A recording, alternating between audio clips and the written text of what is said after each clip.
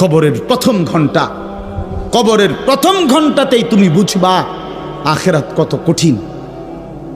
রাসূলুল্লাহ সাল্লাল্লাহু আলাইহি ওয়াসাল্লাম বলেন, কবরে যেই নাফরমান প্রশ্নের জবাব দিতে পারবে না, তিনটি প্রশ্নের, তো আল্লাহ তাআলা বলবেন কাযাবা আবদি, ফেরেশতা আমার এই নাফরমান বান্দা মিথ্যা বলেছে। ফাআফরিশুহু মিনান নার ওয়ালবাসুহু মিনান নার, আমার নাফরমান বান্দার কবরে জাহান্নামের বিছানা বিছায় দাও, ওরে জাহান্নামের পোশাক দিয়ে আবৃত করে দাও। ওয়াফতাহু লাহু বাবান ইলান নার, জাহান্নাম বরাবর তার কবর থেকে দরজা খুলে দাও, কবর খুলে দাও। ওফো, আল্লাহর নবী সাল্লাল্লাহু আলাইহি ওয়াসাল্লাম বলেন, তখন কবর তারে, ফেরেশতা যখন তাকে রাইখা যাবে, কবর তারে ডান দিকের মাটি বাম দিকে একটা চাপ দিবে, বাম দিকের মাটি ডান দিকে চাপ দিবে। আল্লাহর কসম, নবী বলছে হাত্তা তাখতালিফা আদলাউহু, ডান পাশের হাড্ডি এবং এই পাজরের হাড্ডিগুলো করকর করে ভাঙ্গা বাম দিকে চলে যাবে, বাম দিকের গুলো ডান দিকে চলে যাবে।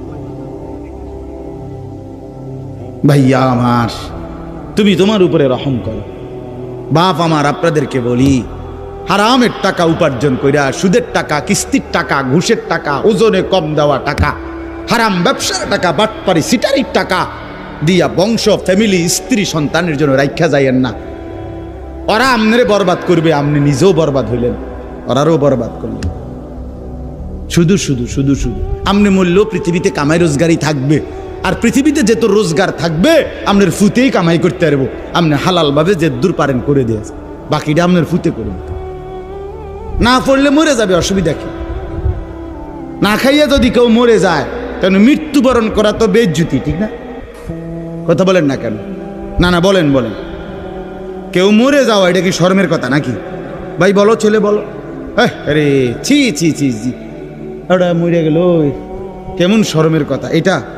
এমন এটার কথা হইলো কোনো? তো যে মরলে কিছে, মনে করেন না খাইয়া মরেই গেছে, তো মরলে কিছে, মরণ কি শরমের কাছে?